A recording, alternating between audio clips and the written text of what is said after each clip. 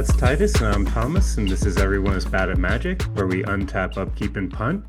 And today we're joined by some special guests from the MTG Basics crew, Raul and Freddie. Would you guys mind taking a moment and introduce yourselves and let people at home know what your credentials are? Absolutely. Freddie, go first. All right, cool. My name's Freddie. I was also, previously known as Reptile. I have been playing Magic for off and on, I'd say, since about 2011, 2010. I originally got into the format through Modern with just a couple of my friends, and then I'd say around 2018, 2017 is when I got into Commander casually, and I've been doing the MTG Basics channel since 2022 with Raul and some of the other guys from the crew. Very cool. And Raul, you threw Freddie under a bus. What about you, bud? Yeah, I'm used to it. No, yep, I'm Raul. I am the quote unquote founder of MTG Basics. I've been playing Magic since 2015. I started in Standard with Tarkir, or the Tarkir set in Two Origins. So I was there when Siege Rhino, the baby, the goat, was in the format, and then I started playing Modern shortly after everything got banned or stopped, got out of rotation. And then I played Modern for a few years, and then I started playing Commander around 2018, and then started, like Freddie said, the cEDH grind in 2020 into the channel 2022. So that's awesome. So you guys have both started your Magic careers as 60 card grinders then. And I mean, standard into modern is pretty cool. Um, what made you fall in love with the game? Yeah, I'll go first on this one, Freddie. I won't throw you under the bus on this one. I So appreciate for it. me was for me was the time I spent with the community itself. My best friend got me into Magic, and because of Magic, I got to spend a lot of time with him.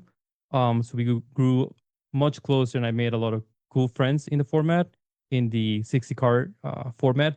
And then I also just enjoy opening packs. It's like a drug, if you will, just opening packs, opening boxes, getting in there, getting sad when you pull nothing that's good, and then reselling some things after you open them. So it was a grind, and I also enjoy going to FNMs a lot during my college years, and I think that actually helped me get through college. So I really enjoyed Magic, and it was a good foundation and such a grinding hobby for me. That's super cool. And when you were getting started with standard, I know you said that you're playing when Siege Rhino was big. Was there a special deck that kind of drew you into that format? It was Siege Uh, Rhino. yeah, no, there's multiple Siege Rhinos in here in this desk. That's Uh, awesome. so I played Absent, Hardened Scales, and I just slammed Siege Rhinos in there. So it would be like Hardened Scales was legal in Standard because of the Tarkir set, and then you can play like Avatar the Resolute, which is a 2/2, 3/2 Templar. And then there's a lot of creatures that came with counters, so I just started putting counters on creatures. And then I just play Siege Rhino because it's a 4/5 for 4 mana. That's so much value. But yeah, after that, I essentially all my cards rotated out, and I was kind of forced into Modern shortly after. With playing John, I played a lot of John in Modern, which is more or less the similar play style that I play in cEDH. It's just grindy, Tarmogoyfs, big boys, control the table, push, and win the game after some time. Very cool. And Freddie, you jumped straight into modern, it sounds like. That's an intimidating format even to like this day for me. So that sounds like an insane starting point. Yeah, it was just the format that a couple of my friends were playing. I originally started off as a Yu-Gi-Oh player, so I went to my very first tournament was actually in it was at Toys R Us in 2004, and I went with like a magician deck, and I ended up winning a Joeyton, which was nice. I was about like 7 years old or something. There's just a bunch of other kids there. But once I got into high school, no one really played Yu-Gi-Oh! And then I remember just sitting down in the commons in high school after at lunch playing some Magic with some friends. And my very first deck that I bought off of someone for like $20 was a terrible mono black exalted deck where the best card was Vampire Nighthawk, if anyone remembers that card. Yeah. Yo, Vampire Yeah. Nighthawk slaps. Oh yeah, Is that a I 2 know. 3 with lifelink and flying and death And touch? Death Touch. Yep. Yeah. Keyword Three soup. mana drop. Oh, man, the power creep. Yeah, it used to be great, but yeah, I had that deck and then it couldn't really compete. So I ended up just being like, man, I was in high school, I didn't have very much money, so I was like, what can I play that would actually, give me an edge? And I ended up picking up Simic Infect, which kind of plays with my playstyle. I have my it's kind of hard to see them right now because of the camera blur, but there's two Glistener Elves right there. We'll throw that up on the So, screen. That's sick. yep. Yeah, I started off with Simic Infect, and then that was just like my preferred play style back when Gitaxian Probe was still in the meta. So I could always just, check people's hands, go for the combo kill, and yeah, it was a ton of fun doing that. So you were both super competitive from the get-go then. You never really did you do any like kitchen table magic back then, or was it straight into like real formats? I would say it started off as kitchen table, especially when I was playing Mono Black Exalted. But once I wanted a deck that could compete, I was looking at some of the meta and just seeing what could actually work. So yeah, it ended up actually going into just competitive formats. I think I spent 2 weeks learning how to play Magic, and then I was thrown into tournaments. My buddy Boo, who's also a member of the channel, that's my best friend who's got me into Magic. He essentially took me to a tournament 2 weeks or 3 weeks into me learning how to play the format. My first tournament ever, my first game ever of Magic at a tournament, I was literally shaking so hard. That guy in front of me had to be like, "Hey man, it's okay, relax," because I was like sitting there with my cards like, land, please. But yeah, no, it's I just jump right into it like sharks, right? And gotta learn and be thrown into the deep end so you can get better. That's so cool. Go ahead, Titus. Did both of you meet through Modern, or how did you link up and get involved with Basics as well, Freddie? I ended up actually meeting Raul in high school, so we went to the same high school, and I think we originally met in marching band, and there was just like a couple of other extracurricular activities where we were part of Knowledgeable as well. So we were always there, hanging out, but we actually ended up connecting through a game called Smite, and yeah, that's some like lore back in the day where it was around like 2015, I believe, 2016, where I just saw Raul put a Facebook post and we started playing Smite together and just grinding long hours with a couple of our other friends from high school. And we eventually ended up having a play group where we played Commander with that play group. But now it's just Raul, myself, and Bad Kitty or Cody from the channel who we regularly play with. Okay. Man, I have so much to unpack from that because I'm also a band nerd from high school. What'd you guys play? I play trumpet. Same. Oh, let's I was go. I was in the drum line. I played the big drum, the bass drum. I That's played one rad. and four. Bah, bah, bah. And not gonna go down this path too much, but since you guys were Smite grinders, did you play Deadlock at all? I did not. Okay, I it's the am new not sure what that Valve game is. version of it. You should check it out. It's really, really fun. But it's like way more movement based than Smite was. So it's like that, but with extra layers. So like click to move or is it WAZ? Oh, it's still WAZ. It's just like Okay. it's a third person MOBA, but with a lot more. There's a lot more elements to it, which are really cool. Sorry, I didn't mean to go down that pathway, but Oh no, don't worry. I think they're making a Smite 2, or is there a Smite 2 already out?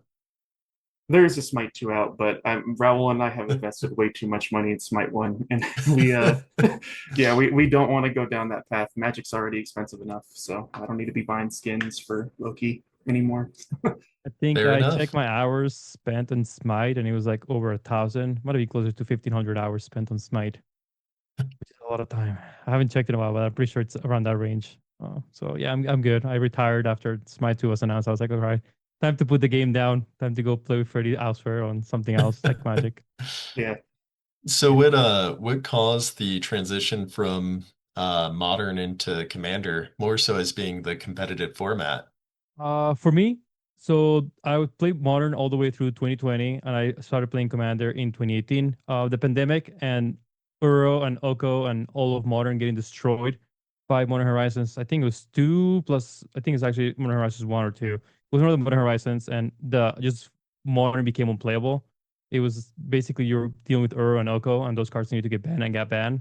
But it was just Modern became unplayable, and due to the pandemic, I just kind of started playing Spell Table or playing with other folks Commander online, and then from just everybody that plays Commander knows that there's a nuclear race with everybody. Essentially, you're kind of racing and getting your deck stronger and stronger and stronger. And it's the natural endpoint. It's typically cEDH, and that's where Freddie and I started playing sometime in 2020, 2021. We started playing EDH together. We reconnected, and then we started playing cEDH because that's where we just naturally got to. Yeah, Okay. yeah, it was I think actually we ended up playing a little bit before that. I believe it was around like 2018, 2019, where we had our casual decks that we ended up facing off against one another. We had a play group before of about four to six of us at a time, where we would go and play. And I actually remember back then Raul did start off with Golos, which and he was the one who had all the duels. He had like a pretty good collection that you can always have for cEDH. So we ended up just power creeping our way trying to get up to race him, and then eventually we settled on our commanders. Well, I mean, you were forced to settle. Unfortunately, Golos was banned. So So what was the commander that you started off with, Freddie, or at least stayed with the longest for casual play? I started off with Azuri Claw Progress. So he was my initial commander because I had a good amount of Simic cards just from playing the Simic Infect from Modern. So I thought, oh, okay, I might as well just transition over to this. So I ended up playing Azuri, found out the combos with Clock of Hours, and Azuri also let me put the +1/+1 counters on like a Blighted Agent to swing in and try to kill someone. So it felt pretty natural to go over to that. So yeah, that was my first one. Fair enough, playing what you know, right? Yeah. How do you two feel about 60 card formats right now, or is it just all cEDH? I played Modern once more. I tried to take my John deck that I used to play before I sold it or traded away from cEDH cards, and I got absolutely wrecked because the power difference of Modern Horizons. I think Modern Horizons 3 now. I don't even keep up which Modern Horizons we're out on. So I took it once and then I did not play it. I did play a little bit of Legacy. Legacy's fun, especially since we own some of the duels. Like Freddie said, it's easy for me to just kind of grab some of the duels, put them in the Legacy deck, and try them. And I also got wrecked in Legacy. So there's I am skill gapped when it comes to 60 card formats. Politicking doesn't work in in 1v1. Fair enough. Yeah, don't counter this. It's trust me, it'll be good for the both of us. Don't worry about it. Hey, opponent, to do it. I have a counter spell back. Save it for something else. Yeah, no, doesn't work. Freddie, do you still enjoy 60 card, or have you just Yeah, I still enjoy the 60 card format. It's I mainly play if I'm going to play on Arena, so I will dip my toes in a standard every once in a while. The Explorer, it's not exactly Pioneer, but I do keep up with Pioneer, as well as I watch a good amount of Modern Legacy, and I've been enjoying watching Vintage and Pre-Modern recently, just looking at those formats. If I were to go back to one, I think I would probably try to make Modern Tron work again. That was the other deck that I piggybacked off of outside of Infect. I feel you. Tron is a very fun deck. I'm playing it in Pauper right now, and Oh, that sounds great, actually. it's really cool. Tron Um, is a nemesis of John. Tron, that's just such an easy matchup for Tron. They go 1, 2, 7 as one does, because that's how math works for them. yeah, Uh, I will say well, though that it is so much harder to get back into 60 card formats than it is just to pick up a cEDH deck. Because a lot of 60 card format, you actually have to buy the cards. You need to own them to participate in tournaments, right? They're not proxy friendly, which makes it a lot more difficult. I know Legacy will allow up to like 15 or 10 proxies or so on your decks, depending on the tournament you're going to or the store. But mhm. like buying a modern deck is like actually like $1,500, and then if your deck gets banned, you have to go and spend another $1,500 on a new deck. And that's also one of the things that turned me off from modern because it was just so expensive. It's actually more expensive to play modern than it was for me to like buy a cEDH deck. Because at least on cEDH deck, I can also just get proxies, keep using proxies if I believe in proxies or not. So that's also why it is very difficult to get back into 60, at least for me, or like reason myself to playing it. Yeah, for modern specifically, that's a very real concern. I think Vintage is the other format that is very proxy friendly at the moment. Yeah. But for 60 card formats, the only really easy one to kind of get into financially would probably be Pauper at this moment, where you can So get about decks for like Pauper. $70. Pauper has Tron and Junt in the Oh yeah, format. Just saying, yeah. does it have Might need to look Tarmogoyf? into it. No Tarmogoyf, sorry. Say Trino? No, no Seizure. Was that a rare? What was that? It's a rare, yeah. Yeah, I think it's Okay, a yeah. common. Unless it gets downshifted. Might Well, as well be a common today. yeah, might as well actually with the power Look, it power difference, has yeah. Writhing Chrysalis. Mm, Ooh. So, good card. seeing how you guys have like a pretty deep history playing in tournaments, I mean, pretty much from the very beginning for both of you guys, can you think of like any punts in your history that really have defined your playstyle or stick out in your memory as like a aha moment, like I learned from this and this is something that I will never do again, or has like informed your play patterns moving forward? I would say a lot of that came initially from when I was just learning the format. In modern, it was tough because I mainly just went to locals. I never went to like nationals or anything, and I did play a majority of my games just casually with my friends. We take it seriously, but I would say a lot of what I would do would just, or especially early on, is I just didn't understand the mana and the way that it would interact coming from over from Yu-Gi-Oh! So a lot of the times I would just tap my lands and then move on. So that was something initially that I would end up doing. Also, pump I would use my spells way too defensively in a way, and I feel like that kind of transfers over to cEDH, and that was something initially where I would just be wanting to counterspell every single thing, and I would end up just punting a lot of games doing that, being overly reactive, and that's something that actually I feel like cEDH does teach you pretty well, is to not just always be so on the trigger about being responsive and being having a knee-jerk reaction. Absolutely. And that's a lesson that I think we could all learn over and over and over again. Like maybe it's not worth it countering the fish when next player might have a necropotence. That's fair. Patience is a Yeah. virtue. And in addition to that, if you're not the first one to jump for it, you can see who might have interaction in their hand when they potentially jump for it. Yeah. What about you, Yeah. Raul?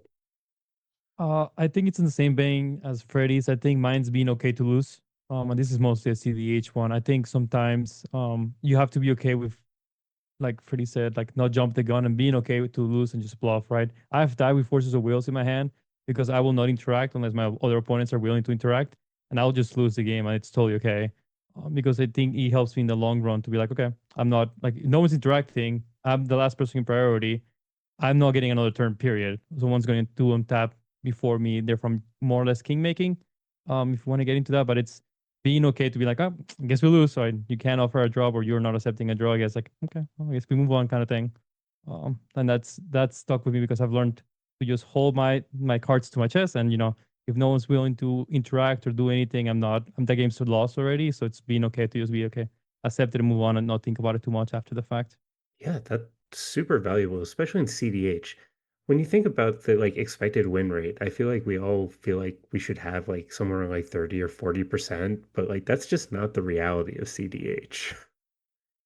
Um, and I know that we play with some very talented people who that is their reality, especially in your crew, but for us normal people that Yeah. may not be a reasonable expectation.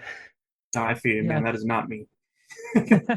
Not Oh, everybody's I think pigeon no. Or I waffle. think or or waffle. waffle. Yeah. The cruise stack. We have Joseph and Pigeon. Uh, I guess Jonah. Joseph, aka Jonah. Yeah, we got a lot of good folks in our team. We're somewhat very competitive. I guess it's probably the correct word to say. It's very very competitive. They're very competitive folks. They like to talk. They like to jab. They're very jabbers. Jab jab jab jab. It's a good thing. So, speaking of your crew, how did you kind of assemble everybody together? Like, what brought the team together? So Freddie and I started in 2022. We officially launched sometime in April 2022. We had a lot of pre-work. I had to actually learn how to edit and do all of that shenanigans before we jumped into it. So there was a lot of pre-work. I had to like learn how to do Photoshop, editing, etc., filming, doing a lot of things. And Freddie was helping with some of that as well. So Freddie and I started with other folks. Other friends realized they really weren't into the channel, so they pretty quickly left because it's a lot of work, as you guys know, to edit, do X, Y, and Z to put production together. You've never learned how to appreciate it until you start doing it yourself. So Freddie and I started, and then from there we essentially um, saw people that would help us grow or share values with us. So we started with Nate, who has since moved to Montana, and I think he used to be a local. He goes by MA_6, and he moved to Nebraska, Montana, and then after Nate, we met Joseph Pigeon. We wanted a tournament grinder, and I wanted somebody to be representing the Basics crew in tournaments. So that's where Joseph came in, and then shortly after that, Jonah also joined on the same purposes of representing the channel when it came to tournaments and just getting our brand out there. And then we capped it up with Evan Freedom Waffle, the one of the best players in the United States when it comes to cEDH. And if you go to any large tournaments, he's the guy walking around with cameras, taking pictures, snapping photos of everybody.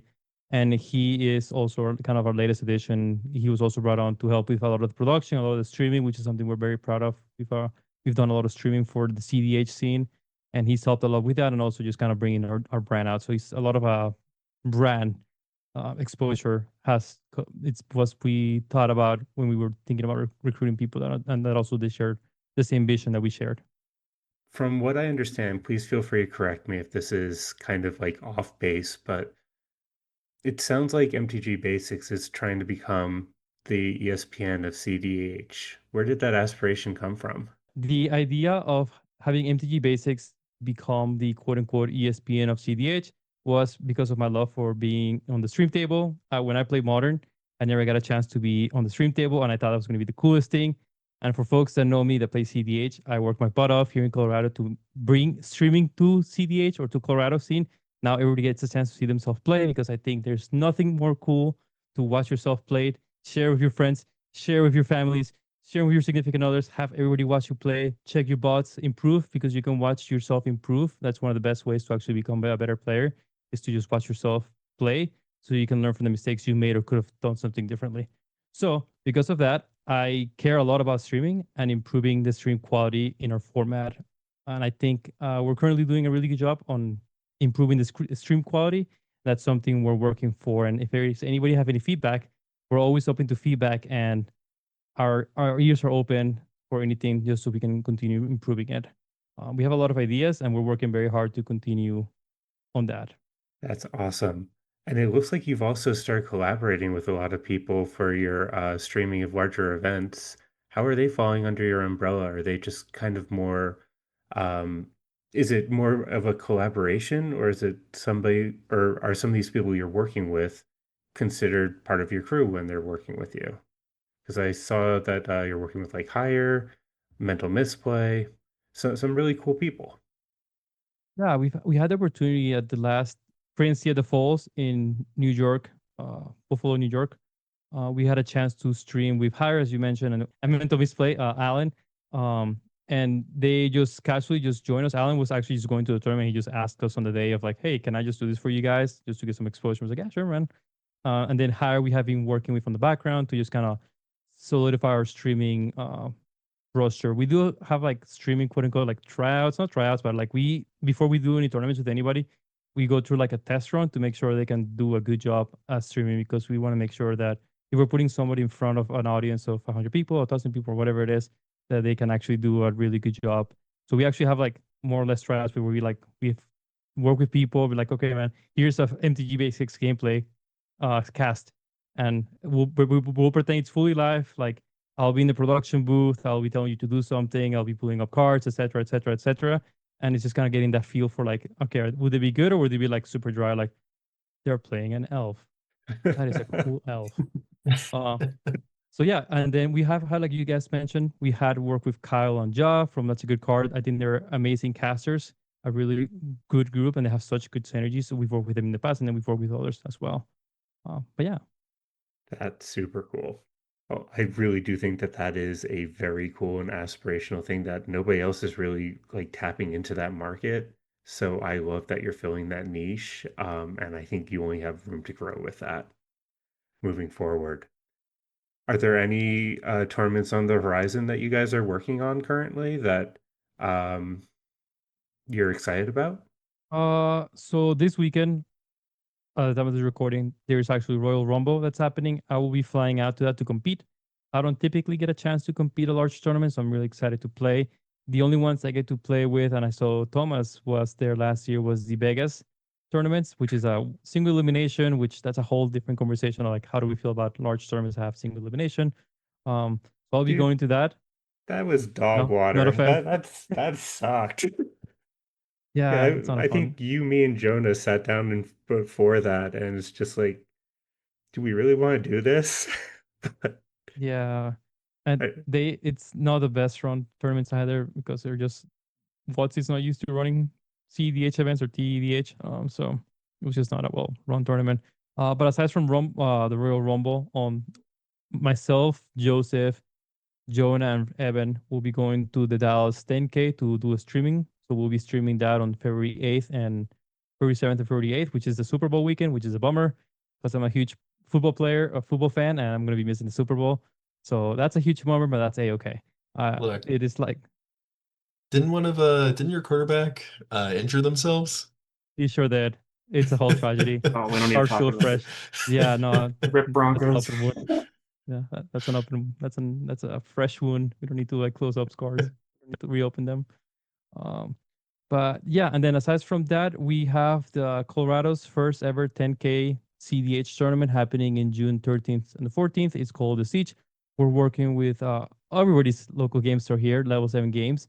All of us go to that store quite often, and they're hosting the Colorado's first ever 10K, and we'll be there streaming it as well. Joseph will be playing. I think Freddie will be helping support, and Evan will be, helping with production as well. Hopefully, we get to see you guys there. I'll definitely be there. I can't speak for Titus.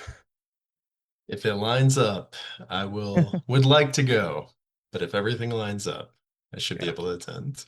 I got Are permission you from going? my partner already. We're good to go. Nice. Awesome. Are you going, Freddie? Are you doing any large tournaments here in the future? Yes, actually, I do want to do the 10K that we have coming up in Colorado. Be crazy if I didn't go to that one. So travel right now is a little bit restricted for me. I'm just going to school at the moment, have other aspects in life that I'm kind of restrict me from going there. But I always got to make it out for the Colorado tournaments, see the scene, maybe even yeah, help you out with the production, maybe even play. I don't know. Just want to get as involved as I can with that one. Do you mind if I ask what you're going back to school for?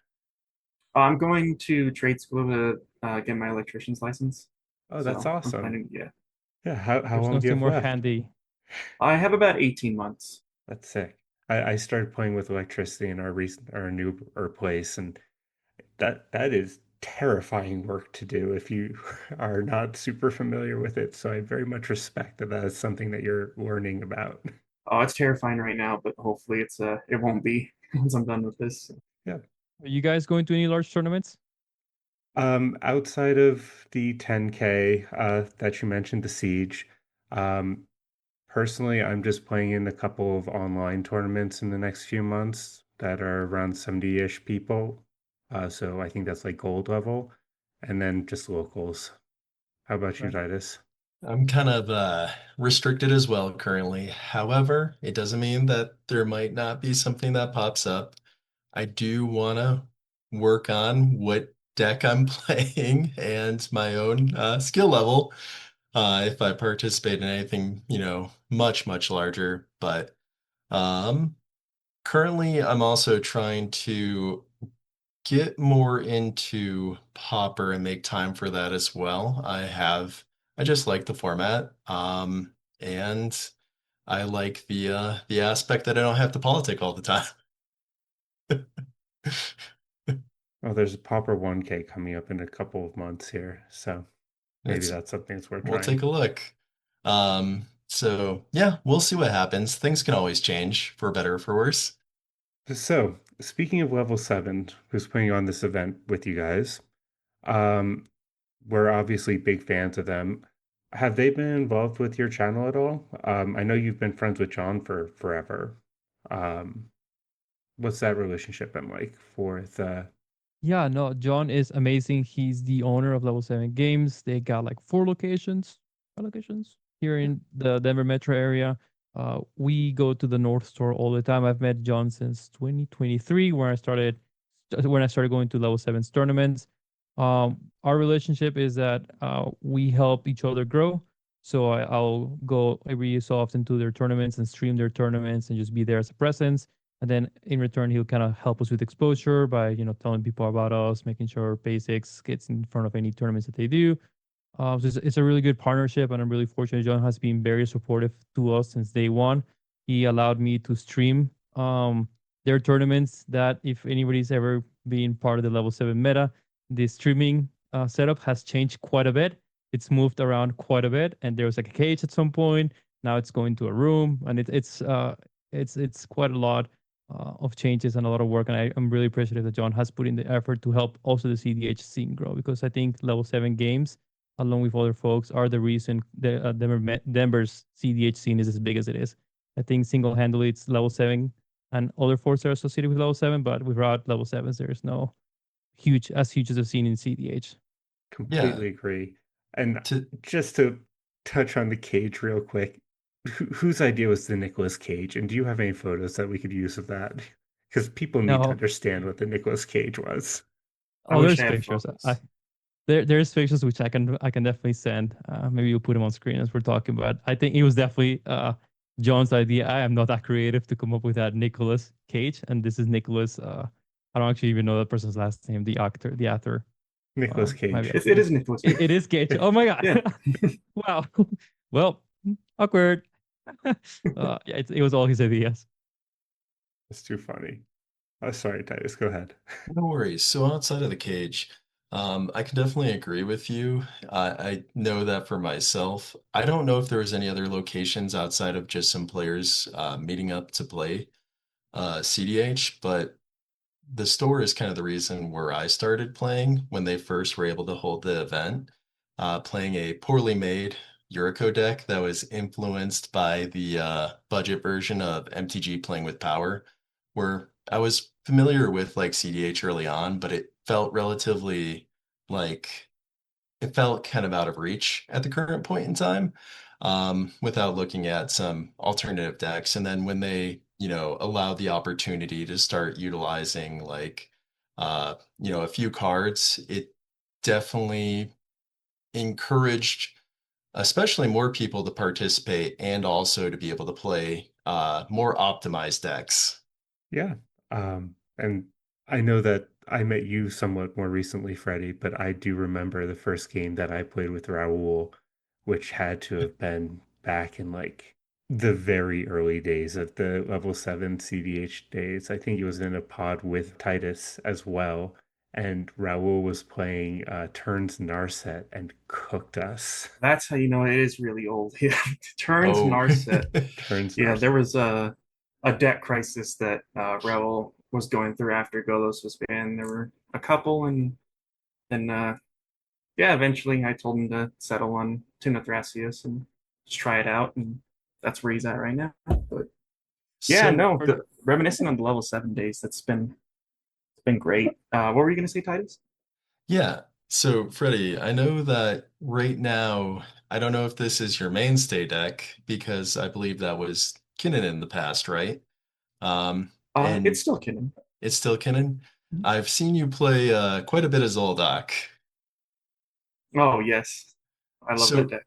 kind of what was your cEDH journey? I know that you said you're a Simic player from Modern into Azuri, but was it just straight from Azuri to Kinnan? Yes, actually, it was during the arms race that we had that we mentioned earlier, where we were going off, and I think eventually the table in our play group just knew to either kill my Azuri or just stop me from playing Sage of Hours, so I don't take infinite turns. And I ended up just looking at ways to upgrade him. And I came across Kinnan when he was first printed in Ikoria because he was a 2-power Simic creature that doubled the mana of my elves and Azuri. And I'm like, oh, this is great. And I ended up looking more into him, and I saw that wait, you can make infinite mana with Basalt Monolith off of this commander, and he's cheaper than Izuri, and my play group isn't gonna know what's going on. I mean, he was still new, so that was just like the natural progression, and it was very easy because I was just playing elves, some mana rocks, and I was able to just basically put Kinnan into my Azuri deck. Obviously, not the best, but it slotted in with all the elves and everything. So that's initially how I started out. But what actually I haven't asked you guys yet. What are your guys' decks that you're currently going on at the moment? Well, I'm going to let Titus get started on this because their decks are a lot more varied than mine. Okay, So I still have an identity crisis. there. Um, no, I've been playing VV Orniteer to varied success, and I think I'd probably be better off playing a Dimir or Esper deck, especially based upon some of my playstyle characteristics. And I've tried a lot of things, maybe like 1 to 2 games, not like a significant number, but switching around a lot.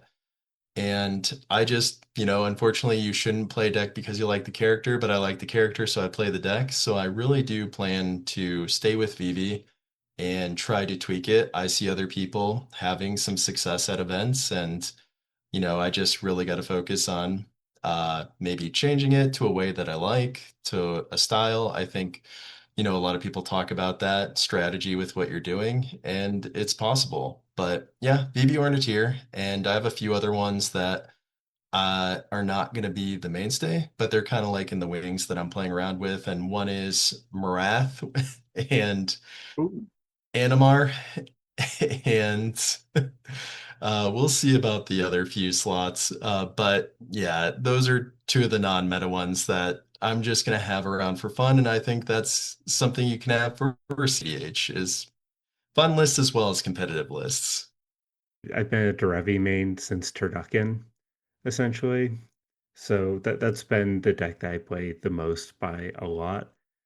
But it's also not a deck that I fully believe in for tournament play. I just think it's probably the most fun deck that you can play in cEDH. So I'm getting my 50 games in on Kinnan right now because I do want to take a real deck to the Siege. It's going well. I think I'm at a reasonable rate over my first 5 games, so we'll see how that averages out over time. Other than that, I have Vile Smasher Thrasios together, which I think is going to be a really fun Storm deck moving forward. But yeah, always about the bird for me. I don't think I'll ever take that deck apart. It's the only deck that I ever think I will put into paper for cEDH. love it. See That's you great. play it every weekend at locals, or I guess when I see you, Thomas, and you bring it. You seem like you have a lot of fun with it. Yeah, it does the thing. Like nobody knows what it does, so that's part of the fun of it. Like Freddie was saying, there's something to be said for showing up with something and being able to do something that people don't really understand. Look, Numerous advantage. you're just trying to put fear into people that have an untapped mana vault. uh, Raul, so I know that I don't know how many times you've changed lists, but I remember initially that there was this commander called Joda, which is also featured in early MTG Basics videos. What was the initial influence for choosing that as a cEDH list? So back when Golos got banned, the weekend before Golos got banned, uh, Freddie actually got me a mana crypt by one of those like mystery booster packs. So I opened a mystery booster pack. Then Golos got banned, and then I had a deck crisis ever since. And I just like playing 5 color slop because I like big creatures with big butts, like Consecrated Sphinx. We used to play like Jinga Taxes, the 10 mana one. I used to play all the like old The Drastis like bringer of the Ulamog, dawn. Kozilek. Yeah, it was a lot of memes. So I started with Joda, which is I love my boy. He essentially it's a Joda's a Joda. I don't even remember what his name is. It's a 4 drop Jeskai, but has the 5 color identity because you can pay Wooberg and you can cast spells you cast. You can just pay Woolwork instead of paying the mana cost. So it's a way to cheat out things. And yeah, I miss my boy. He was not competitive because he doesn't draw cards or has any sort of like advantage into him, other than just kind of cheat big boys out, and that doesn't typically work for cEDH. So from Goals, I went to Joda, and then from Joda, I went to Narset, and then Freddie convinced me to play TNT, and Freddie is the person to blame for me being stuck in TNT since. Yeah, I mean, you play the deck very well. You Jedi mind tricked some people in the game a couple of weeks ago that we were playing together, where, like, for some reason, with a devoted druid on board, you showed somebody your hand with a Smothering Tithe also on board and convinced them to play a Brainstorm into it. And he had two top deck tutors. Uh, yeah, Listen, just not sure how you did that one. I so yeah, I mean, I think people you can politic a lot if you're willing to show them your hand, right? And then if someone's putting a win attempt on the stack, we're all allies until we stop you. But then I'm also going to move my game plan along. So that's Yeah. what happened, and I was kind of chilling and happy when all kind of worked out. When somebody cast a brainstorm, I was like, oh, well, I guess I win. GG. Yeah, that was rad. I was a little salty, but I was also stoked to see, like, I don't know how you did that. That was amazing.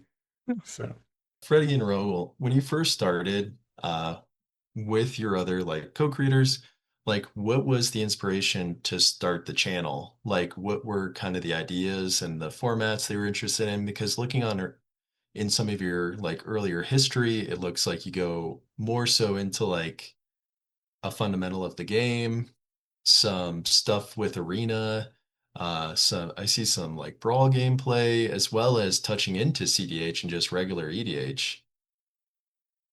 Yeah, actually, it was so some of the origins of the channel, Cody, Bad Kitty, and Raul. Bad Kitty's no longer with the channel. Just, he's one of those people before where, you just go your separate ways in the channel. Nothing bad, malicious or anything, but they initially wanted to make a channel to teach about MTG in a way and to get it out there. That's why the MTG Basics name was kind of conceived. So where you would be teaching the basics of MTG, and that was actually some of our initial videos. Just not even about cEDH, but more so about Magic, about how mana works, and a couple different things. And a lot of those other videos were just us trying to get into a groove of what we wanted to do because we did have interest in a lot of other formats, but I think as the channel evolved and we kind of took more of a direction towards what we wanted, we strayed away from brawl content, arena content, alongside, there's even some MTGO with some modern that Vu did back in the day. So it's pretty varied back in the day, but I think so now it's a lot more streamlined. Where you definitely hammered it home. It was the name MTG Basics come from teaching the basics of Magic to folks, and now we're a cEDH channel, and it doesn't really translate pretty well, but it is what it is. I love our name; it's pretty cool, and I think Freddie also enjoyed the Mortal Kombat aspect of things in the sense like he can just teach people by playing Arena. Like if you were, I think Freddie used to stream a lot, or not stream, but record videos of him playing Mortal Kombat. So it was something similar that he was used to doing by just playing Arena and being like, okay, guys, this is what I'm doing, this is how I do it. I mean, you hopefully learn something or not. So that's where Freddie's helped came in as well. along that veins, if you had a single episode of your show that you'd point a new viewer to get a snapshot of what your content is there one you'd recommend? Or a style of video? Because you do put out a couple different style of videos fairly regularly these days. Yeah, I will go first. So Joseph and I do a podcast every 2 weeks, every Tuesday or so we release it. I would recommend people to go check out the TNT video that Joseph and I did. It is the funnest video I've ever played because it's literally me and Joseph talking about TNT for like 30 something minutes, 45 minutes. And it's something that I was really passionate because that's the deck I love and I know a lot about it. Um, so I would just point folks to that. And if you play TNT, it's a really helpful video. And I think it's one of the most popular ones. Okay, that's a great answer. Freddie, do you have a different one, or do you? Yeah, where you fall on that? Not one in particular.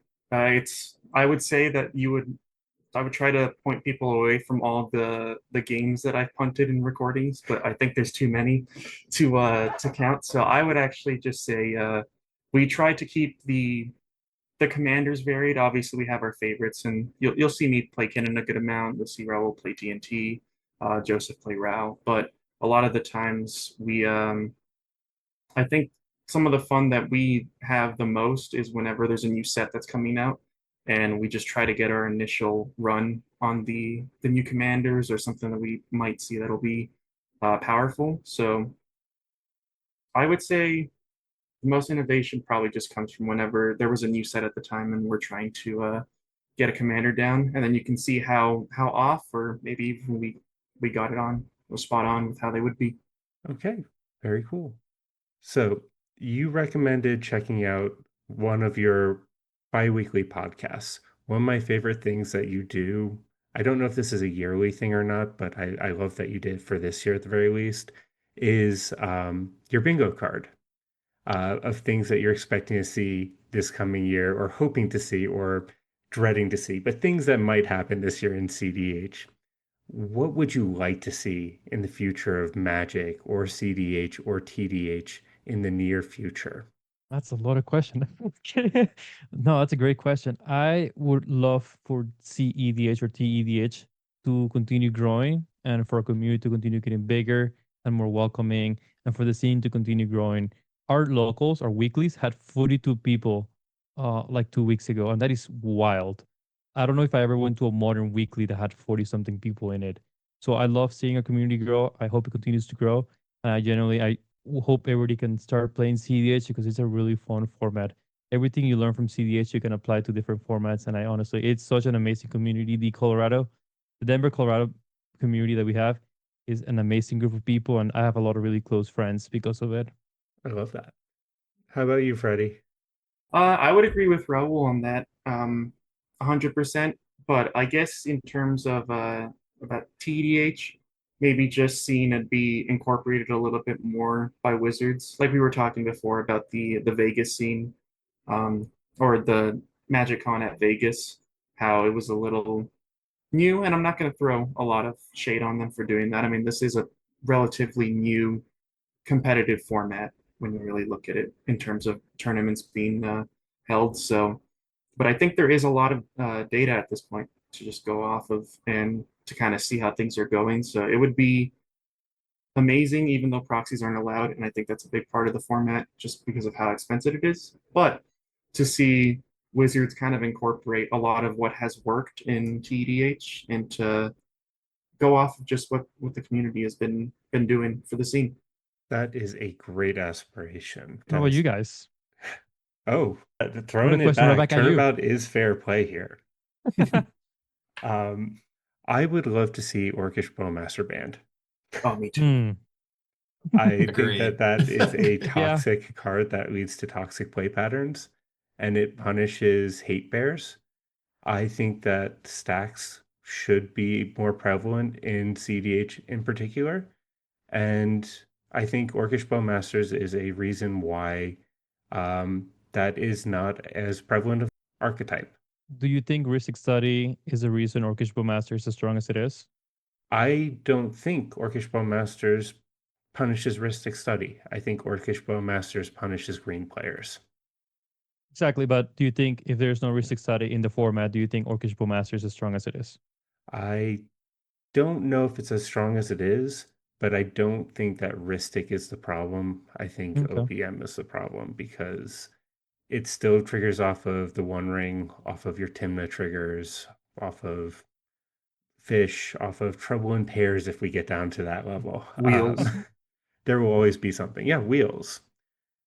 Sure. And that is just every deck that runs dorks has to have at least 3 to 4 answers to it in its deck. And that's a lot of slots for a single card. You're here. I mean, a TNT player at heart, so I am all on board on McKinnon. getting that card out of here. One thing I would probably say is I think that for me, it's more so like the set releases. It's always great and cool to see like all this new stuff become viable within the format, but I feel like there's just too much going on and maybe just slowing it down a scotch. And also balancing more so for Magic focused IPs and less so on universes beyond. Um, I do enjoy Universes Beyond, but I don't think that it should be the primary focus of MTG. It has its own IP that a lot of players enjoy, and it has a lot to draw from or even create within its own in worlds. And if they maybe would have focused on a set like the Outlaws at Thunder Junction, that set aesthetic may have been a little bit cooler. Not that it was a bad set, because it did well, but the aesthetic. Yeah, fair Great. enough. On that same vein, just so you guys know, Joseph was telling me yesterday that the Lorwyn Eclipse pre-release had over 100 people show up, and part of me thinks that's just because it's like a Magic the Gathering set and other universes beyond, and people just wanted to go and play with their fairies and their wizards and whatnot. So I've never heard of a pre-release with 100+ people. That's wild. That's awesome.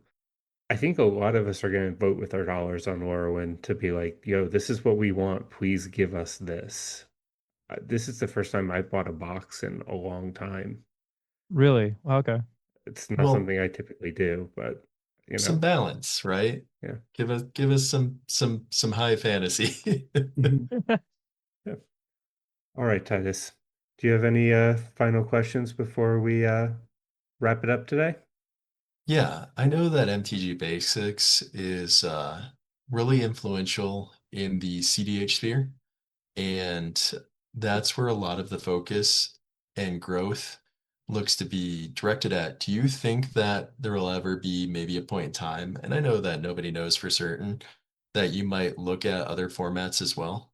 Uh, Yeah, potentially. If other formats become equally as fun and fulfilling as cEDH is for a group, I think we would definitely love to do something that we find enjoyable to do. And assuming other formats are friendly to proxies, so we can find a way to participate without having to spend thousands of dollars just to get into the format and then not really enjoy it as much. Yeah, Yeah, fair. I would say so as well. Just it would be fun to revisit some of um the older formats, like when we did Brawl or whenever we did Modern.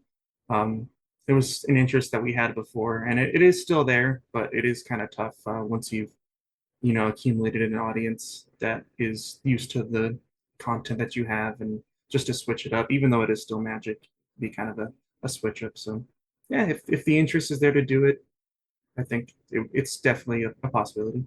Fair enough. All right. Before we say goodbye, is there anything that you guys would like to plug today? Check us out at MTG Basics on YouTube. We release videos, gameplay videos every Fridays, and then we release a podcast every other Tuesday around noontime, Mountain Time every week. Uh, yeah, thanks guys for having us. Really enjoyed you guys, and it's been a pleasure being in the same community. I know you said we've been playing since Nars Returns. That's 3 years, so we've been in the same community for at least 3 years, and I hope there's many more. Thank you so much for joining us. This was a lot of fun talking to y'all, and thank you for collaborating with us from the very beginning. You guys have been nothing but supportive, and yeah, it's always fun jamming games with y'all as well. Well, if you stayed with us this long, please consider giving us a like, follow, or subscribe, and comment on the video below. And let us know if you can make it to the siege. It's going to be a lot of fun. Be kind to yourselves, be kind to each other. It's just a game. See, I can't do that.